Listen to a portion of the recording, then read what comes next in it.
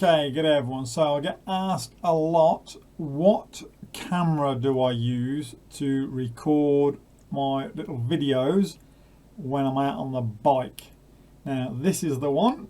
This is the Garmin Virb Elite. So I'll show you it quickly.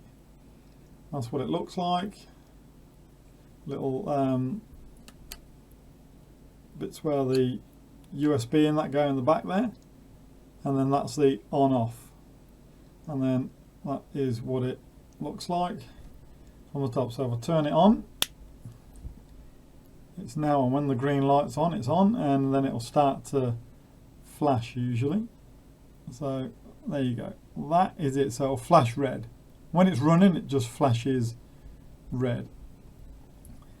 So that is the camera that I use, and it just clips into my bike mount that I made, and whizzly do, off you go. Turn that off, and then that is my Garmin 510. Now I use the 510 obviously to capture the data, so it's my cadence, you know, your power, all the rest of it. This is linked up to my power meter, the cadence sensor, my heart rate monitor. It's linked up to the satellite, so as it tells, you know, maps out where you go and all the rest of it. And then I put that data onto the videos. And the way you put the data on the videos is with the Virb Edit software. It doesn't happen straight from using the camera. So you can, with this camera, you can set it up where this will also track your ride, and you can link your power meter up to this camera and your cadence sensor, so you can have all the gizmos running through this. I don't do it that way because you're just doing it twice basically, and I use the 510 anyway because it's a bigger display. The display on this is useless really. Look, it's okay for if you want to quickly set it up, if you just want to take it off and put it in the shade a bit and you can see it, but it's no good if you're riding along on the bike. It's useless then because the sun's shining down on it. It's not got a bright enough backlight for it. So the 510 is a million times better in that respect. So that's why I use the 510, and I don't have this linked up to the 510 or to my cadence and power meter and heart rate. So you can also link these two together, and you can operate this with this.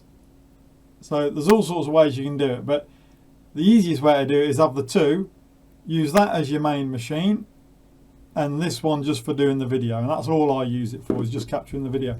And the overlay data, it's so many questions people asking me about the overlay data, how I do it and all the rest of it. I use the Virb Edit software.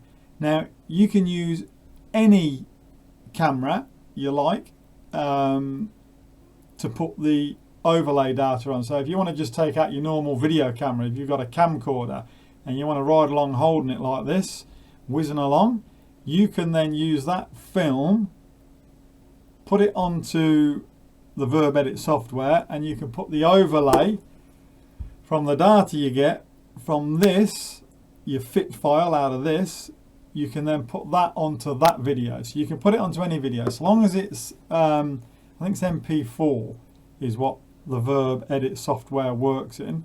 So as long as you get it converted to an MP4, then you're fine. You can do it. So anyway, that is how I do it. There are heaps of different ways you can do it. You can use, there's a Shimano camera, or you can use the GoPro camera as well. I went with this one purely because it was more aerodynamic. I like the look of it. It was nice and sleek looking, and I like the big button on the side because it's just easy to flick on and off. So if you're coming up to a hill or something's going on, a sprint, whatever, you can just quickly smack it on and it's recording straight away. So that's why I went with that one. But as I say, there is the Shimano one and there is the GoPro. The GoPro I didn't like it because it's too much of a brick like this, and I don't like the bracket and that it comes with, and also you've got to put it in the waterproof case, whereas this one is fully waterproof. I've had this out in torrential rain and it's been fine, no dramas with it at all. The Shimano one is a bit smaller. Again, that's a good little camera from what I've heard, but I just went with this one because I like the look of it. That was it really. There's no other reason. You just got to go whichever one you prefer, and then you just use the Virb Edit software to put all your overlay data onto whatever camera you're using. So long as it's MP4, it converts to, you're fine.